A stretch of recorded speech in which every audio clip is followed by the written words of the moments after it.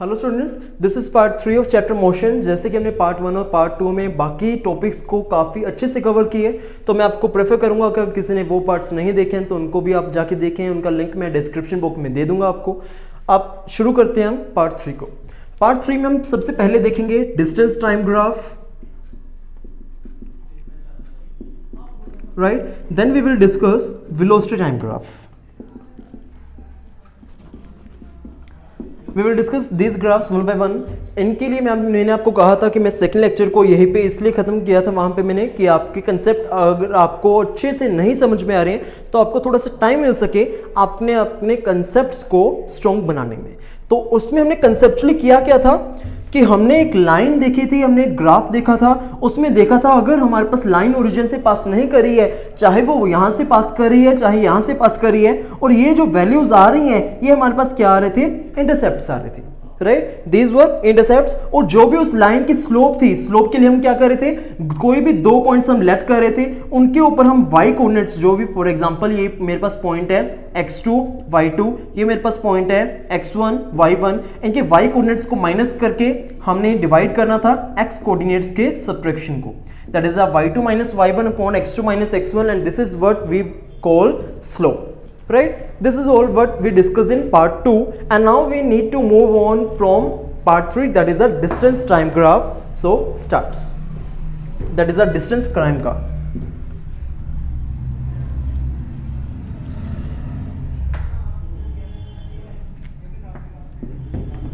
तो इसके लिए मैं एक सिंपली ग्राफ ड्रॉ कर रहा हूँ। Here we have distance, here we have time। ये मेरे पास इसकी स्लोप बन रही है, स्लोप इन द सेंस ये मेरे पास क्या बन रही है, इसकी इक्वेशन बन रही है। सिंपली इस इक्वेशन को देखते ही आपके मन में पहले ही ख्याल क्या आना चाहिए कि हमारे पास ये स्लोप इसकी नेगेटिव है या पॉजिटिव है, हाँ राइट। इसकी स्लोप अगर हमारे पास पॉजिटिव है तो ऑफ कोर्स हमारा जो ग्राफ है वो क्या होगा, इंक्रीजिंग। और अगर इसकी स्लोप नेगेटिव है तो इसका ग्राफ क्या होना चाहिए, डिक्रीजिंग। तो अब आपको दिख रहा है कि इसका ग्राफ क्या है, इंक्रीजिंग, बिकॉज ये हमारे पास टाइम के साथ इसका डिस्टेंस क्या हो रहा है, बढ़ रहा है। दैट्स वाई ये हमारे पास अपवर्ड मोशन में जा रही है।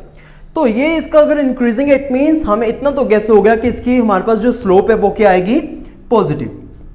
Okay, so now first of all हमें ये पता होना चाहिए कि डिस्टेंस टाइम ग्राफ की जो इक्वेशन आ रही है, जो लाइन हम ड्रॉ कर रहे हैं, वो उसकी स्लोप आएगी क्या, वो हमें बाद में देखेंगे और आपको पता चलेगा वो उसकी स्लोप हमारे पास वेलोसिटी आएगी, राइट। वो हम देखते हैं बाद में, इट्स ओके।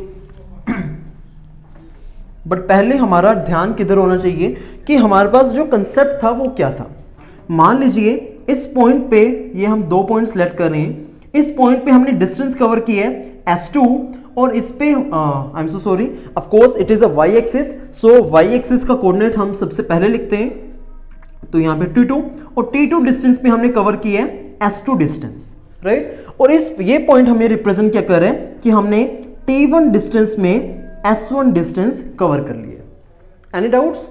ओके, यहाँ पे अगर आपको कोई भी डाउट है तो आपका चैप्टर आएगा 9th में, दैट इज अ मैथमेटिक्स में कोऑर्डिनेट ज्योमेट्री, तो आपको उसको प्रेफर करना है बिकॉज ये उसी के मुताबिक है। अगर आपने अभी तक नहीं किया है, इट्स ओके, हम उस चैप्टर को भी धीरे धीरे लेके आ रहे हैं। बट तब तक आप इतना ध्यान रख सकते हैं कि ये हमारे पास क्या होती है, एक्स एक्सिस, ये मैंने टी लिखा है, ऑफ कोर्स आपको थोड़ा सा टेढ़ा दिख रहा होगा, ये टी लिखा है मैंने, तो एक्स एक्सिस होती है, ये मेरे पास होती है वाई एक्सिस, और एक्स एक्सिस का पॉइंट हम पहले लिखते हैं और वाई एक्सिस का पॉइंट हम बाद में लिखते हैं, राइट। ये हमारे पास पॉइंट क्या है कि अगर इस पॉइंट से हम यहाँ पे परपेंडिकुलर ड्रॉ करें तो ये मेरे पास जो डिस्टेंस आएगा वो मेरे पास क्या होगा, t2, और इससे मैं यहाँ पे परपेंडिकुलर ड्रॉ करूं तो ये मेरे पास डिस्टेंस क्या आएगा, ये वाला सॉरी, s2, राइट। ये मेरे पास इसका सिंपली ये मतलब होता है, और ये हम ऐसे पॉइंट्स को लोकेट कर देते हैं।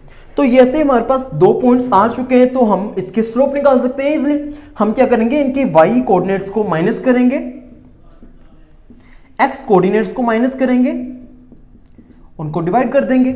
ये मेरे पास क्या आ गई, इस ग्राफ की या फिर इस इक्वेशन की या फिर इस लाइन की slope.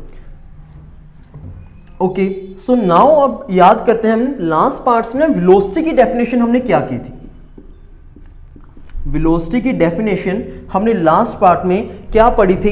Velocity is simply change in distance और डिस्प्लेसमेंट। अगर मैं स्पीड की बात करूं तो डिस्टेंस लिखूंगा, अगर वेलोसिटी की बात करूं तो डिस्प्लेसमेंट लिखूंगा। ये हमने ब्रीफली डिस्कस कर लिए है। तो ऑफ कोर्स इसमें अगर डिस्टेंस और डिस्प्लेसमेंट मान रहा हूं या बोल रहा हूं तो इट्स ओके, बिकॉज मुझे पता है कि आपको ये सारा क्लियर है concept. Okay, so velocity is simply change in displacement upon change in time.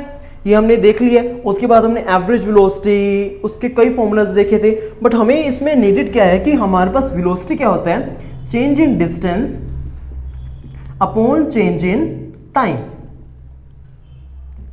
तो ये भी तो हमें वही दिख रहा है।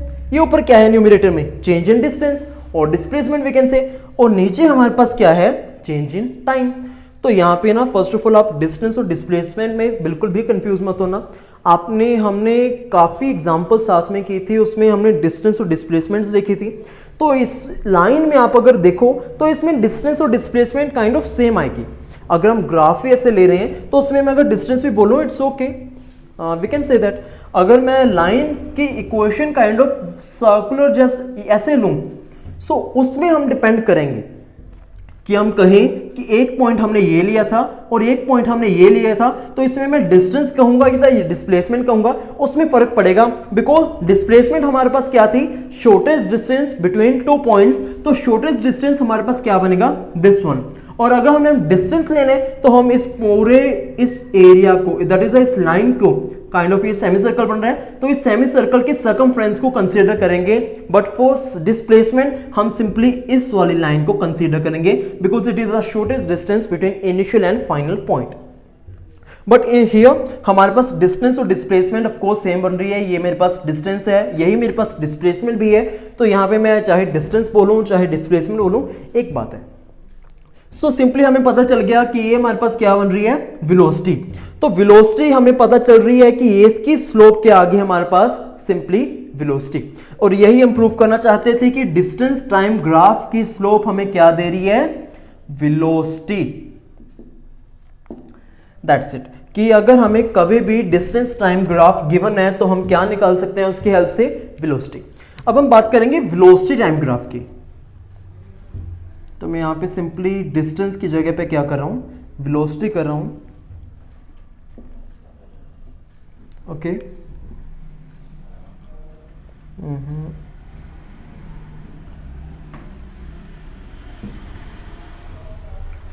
तो यहां पे मैंने ले लिया कि y एक्सिस के अलोंग हमारे पास वेलोसिटी है। तो ऑफ कोर्स अगर y एक्सिस के अलोंग वेलोसिटी है तो ये पॉइंट हमारे पास क्या हो जाएगा? t2 v2, और ये वाला पॉइंट हो जाएगा t1 v1, और यहां पे हमारे पास स्लोप क्या हो जाएगी? v2 minus v1, simply because change in y coordinates. तो ये मेरे पास क्या होगी? स्लोप होगी। तो ये हमारे पास न्यूमरेटर में क्या बन रहा है? चेंज इन वेलोसिटी, और डिनोमिनेटर में हमारे पास क्या आ रहा है? Change in time, right? ये हमारे पास क्या बन रही है? इसकी स्लोप। तो अपने दिमाग पे थोड़ा सा प्रेशर डालने की कोशिश करो और याद करो कि change in velocity upon change in time को हमने क्या कहा था।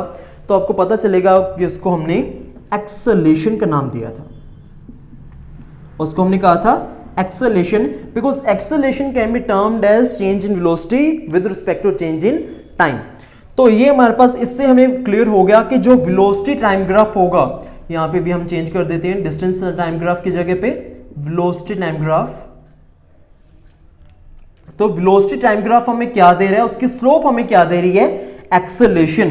तो यहां पे छोटे छोटे पॉइंट्स है जो आपके दिमाग में अच्छी तरह से बैठने चाहिए कि डिस्टेंस टाइम ग्राफ की एक्सेलेरेशन हमें, डिस्टेंस टाइम ग्राफ की स्लोप हमें क्या दे रही थी? वेलोसिटी। और वेलोसिटी टाइम ग्राफ की स्लोप हमें क्या दे रही है? एक्सेलेरेशन। और इसकी हम बात करेंगे एरिया की। डिस्टेंस टाइम ग्राफ में हमें एरिया की जरूरत नहीं थी, इसलिए हमने उसमें नहीं डिस्कस किया, बट वेलोसिटी टाइम ग्राफ में हम एरिया की भी बात करेंगे। उससे पहले हम यहां पे लिख देते हैं simply slope is equals to acceleration in VT graph. Alright, तो यहां पे अब हम बात करते हैं एरिया की। तो मान लीजिए मैं इन दो पॉइंट्स की बात करना चाहता हूं, राइट? इनमें दो पॉइंट्स की बात करना चाहता हूं कि मैं चाहता हूं कि इस टाइम पीरियड में मैंने कितना एरिया कवर कर लिया, कितना डिस्टेंस कवर कर लिया। सिंपली मैं बात करूं तो आपको पता चलेगा कि मैंने दो वर्ड्स आपस में चेंज कर दिए। एरिया की जगह पे मैंने क्या बोल दिया आपको? डिस्टेंस, तो आपको पता चलेगा कि इसके नीचे इतने से पोर्शन ऑफ लाइन के नीचे ये एरिया बन रहा है, ये क्या बन रहा है हमारे पास एरिया। तो ये एरिया हमें क्या देगा, डिस्टेंस।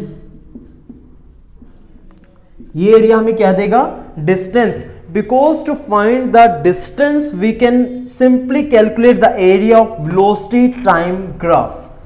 ये हमें पता चल रहा है कि अगर हमें डिस्टेंस पता करना है कि इन 2 टाइम पीरियड्स में हमने डिस्टेंस कितना कवर कर लिया, तो हम सिंपली क्या करेंगे कि उसका हम वेलोसिटी टाइम ग्राफ का एरिया देख लेंगे। जितना भी हमें एरिया मिलेगा वो हमारे पास क्या हो जाएगा, डिस्टेंस। ओके, तो इसमें हम क्या करते हैं कि एक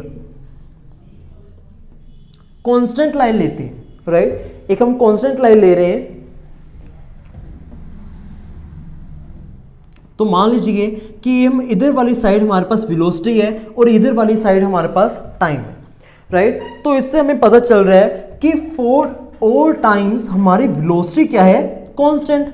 हमारे कांस्टेंट वेलोसिटी से हम मूव कर रहे हैं, तो कांस्टेंट वेलोसिटी में इसको मैं थोड़ा सा एग्जीक्यूट करके ड्रॉ करता हूं सो दैट आपको क्लियर हो कंसेप्ट।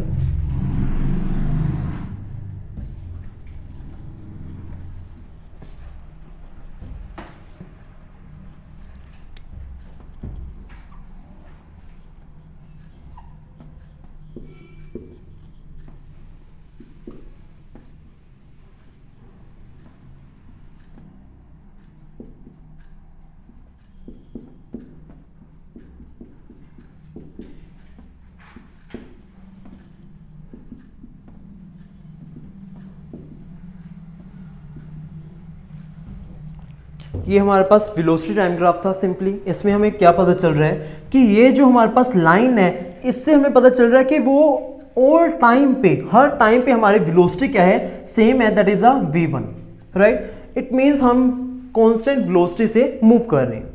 तो उसका हम देखेंगे कि उसका एरिया हमें क्या मिल रहा है और उसकी हमें स्लोप क्या मिल रही है। स्लोप हमें क्या दे रही थी, इसमें हमने देखा था अभी स्लोप हमें दे रही थी एक्सेलरेशन।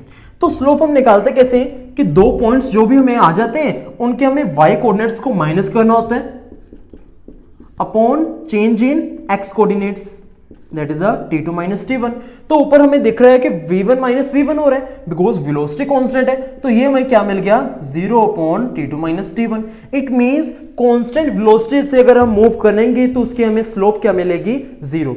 इट मींस हमारी जो एक्सेलरेशन है वो उसकी क्या है, 0। सिंपली सी ये हमें बात है, इसमें हम उस चीज को भी रिलेट कर सकते हैं, that is a distance time graph, कि जिसमें हमने डिस्टेंस को देखा था, टाइम को देखा था कि हम इक्वल टाइम में काइंड ऑफ मैं कहूं कि ये हमारे पास t1 था, ये t2 है, ये t3 है। हर टाइम पीरियड में मैं सेम डिस्टेंस कवर कर रहा हूं, राइट। हाँ, हर टाइम पीरियड में हम क्या करें, सेम डिस्टेंस कवर करें। मान लीजिए s1, तो ये मेरे पे कौन सा पॉइंट हो गया, t3 s1। ये मेरे पास कौन सा पॉइंट हो गया, t1 s1। तो इसकी हम स्लोप कैसे निकालेंगे, s1 minus s1 upon t3 minus t1। तो ऊपर s1 माइनस s1 क्या हो गया, 0। नीचे कोई भी है, 0 upon anything is equals to 0। तो हमें पता चला कि इस ग्राफ की भी स्लोप हमें क्या मिल रही है, 0। इसका मतलब इसकी वेलोसिटी क्या है, 0। अगर वो हमें पता चल रहा है कि किसी भी टाइम पे अगर हम देखें उसका डिस्टेंस सेम हो रहा है, इट मींस वो रेस्ट पे है। सिंपली उसके हमें क्या पता चलता है कि वो हमारे पास क्या है, रेस्ट पे, बिकॉज उसकी वेलोसिटी क्या आ रही है, 0। तो यहां पे हमें पता चल रहा है कि वेलोसिटी तो ऑफ कोर्स सेम है बट वो रेस्ट पे नहीं है बिकॉज हमें डिस्टेंस आ रहा है। बिकॉज वेलोसिटी टाइम ग्राफ का जो एरिया होता है, अब अगर मैं इन 2 पॉइंट्स की बात करूं तो मेरे पास ये वाला एरिया आ रहा है, तो ऑफ कोर्स एरिया तो 0 नहीं आ रहा, एरिया तो कुछ ना कुछ आ रहा है। तो एरिया आ रहा है, इट मींस हमारे पास डिस्टेंस कुछ ना कुछ आ रहा है, हमारे पास डिस्टेंस कुछ ना कुछ आ रहा है, डिस्टेंस कुछ ना कुछ आ रहा है। It means velocity of course हमारे पास 0 तो नहीं है, वेलोसिटी हमारे पास क्या है, v1। तो अब हम देखते हैं एरिया। एरिया ऑफ कोर्स ये हमें क्या मिल रहा है, मान लीजिए ये हमारे पास कितना आ गया, ये इतनी लेंथ अगर मैं निकालना चाहूँ सिंपली इस रेक्टेंगल की तो क्या आएगी, T2 माइनस T1, बिकॉज ये पॉइंट क्या है T1 और ये हमारे पास क्या है T1, सॉरी ये हमारे पास कितना है 0 और ये हमारे पास कितना हो रहा है V1 minus 0 that is a V1। तो अगर हम इसका एरिया निकालना चाहें तो हमारे पास कितना आएगा V1 multiply by T2 minus T1, because simply rectangle का एरिया कितना होता है लेंथ मल्टीप्लाई बाय ब्रेड्थ, और इसकी ब्रेड्थ कितनी है हमारे पास V1 और लेंथ हमारे पास कितनी आ रही है T2 माइनस T1। तो इसका हमें क्या मिल गया distance that is a V1 multiply by T2 minus T1। और अब अगर हम इसका निकालना चाहें, इसका हम कैसे निकालेंगे, ऑफ कोर्स ये हमारे पास क्या मिल रहा है ट्रेपेजियम बन रहा है। एक तो हमारे पास वे है कि इसको हम डिवाइड कर सकते हैं दो चीजों में, ऊपर वाला क्या बन गया एक रेक्टेंगल और नीचे वाला हमारे पास क्या बन गया, it depends on points, of course it is a rectangle और स्क्वायर, जो भी बन रहा है ऑफ कोर्स रेक्टेंगल और स्क्वायर का हम एरिया निकाल सकते हैं। And if you remember the simple area kind of formula of area of trapezium, then you can simply apply that formula। Trapezium का फॉर्मूला हमें क्या होता है कि अगर ये हमारे पास ट्रेपेजियम है तो इसका एरिया किसके इक्वल आएगा, सम ऑफ टू पैरेलल साइड्स, मान लीजिए ए बी सी डी है और ये इसकी हाइट है ई, तो ये हमारे पास किसके इक्वल आता है half into A B plus C D multiply by A E, that is a half into sum of two parallel sides multiply by height. अगर आपको ये फॉर्मूला पता है और आपको इजी लग रहा है तो आप इसको सिंपली यूज कर सकते हो, अदरवाइज आप इस रेशियो को यूज कर सकते हो कि एक को आप ट्रायंगल मान लो और एक को आप जो भी रेक्टेंगल और स्क्वायर बन रहा है वो मान लो, तो उसका आप डिफरेंटली एरिया निकालो, देन आप उसको ऐड कर दो, आपके पास क्या आ जाएगा सिंपली डिस्टेंस आ जाएगा। और ये हमारे पास क्या था वेलोसिटी टाइम ग्राफ, और वेलोसिटी टाइम ग्राफ को हमने इजिली से काफी डिटेल में भी डिस्कस किया, तो उम्मीद करता हूं कि ये आपको कंसेप्ट अच्छे से क्लियर हो गया होगा। एक बार फिर से भी क्विक रिवीजन कर रहा हूं मैं कि डिस्टेंस टाइम ग्राफ हमें क्या दे रहा था, उसकी स्लोप क्या दे रही थी वेलोसिटी, डिस्टेंस टाइम ग्राफ की स्लोप हमें क्या दे रही थी वेलोसिटी, बिकॉज उसकी हमें पता चल रही थी कि ये हमारे पास अगर पॉइंट है ST1 S1 और ये पॉइंट है T2 S2, तो इनको जब हमने माइनस किया S2 माइनस S1 और इनको माइनस किया T2 माइनस T1, तो ये हमें पता चला कि ये तो वेलोसिटी का फॉर्मूला, ऑफ कोर्स हमें पता चला कि इसकी स्लोप हमें क्या दे रही है velocity. Then moving to velocity time graph, उसे हमें पता चला कि उसका जो डिस्टेंस है, डिस्टेंस हम कैसे निकाल सकते हैं simply by calculating the value of area, और जो हमें स्लोप है वो हमें क्या दे रही है एक्सेलरेशन, राइट। अगर वेलोसिटी हमारे पास कांस्टेंट है तो एक्सेलरेशन की वैल्यू 0 हो जाएगी, बिकॉज कांस्टेंट की हमें एक वैल्यू क्या आ रही है स्लोप की 0। ये मैंने आपको पहले भी पार्ट 2 में भी बताया था कि अगर आपके पास कोई भी कांस्टेंट है, मान लीजिए हमारे पास 2 का कांस्टेंट आ रहा है विद रिस्पेक्ट टू एनीथिंग, तो उस कांस्टेंट का डेरिवेटिव हमारे पास क्या हो रहा था 0।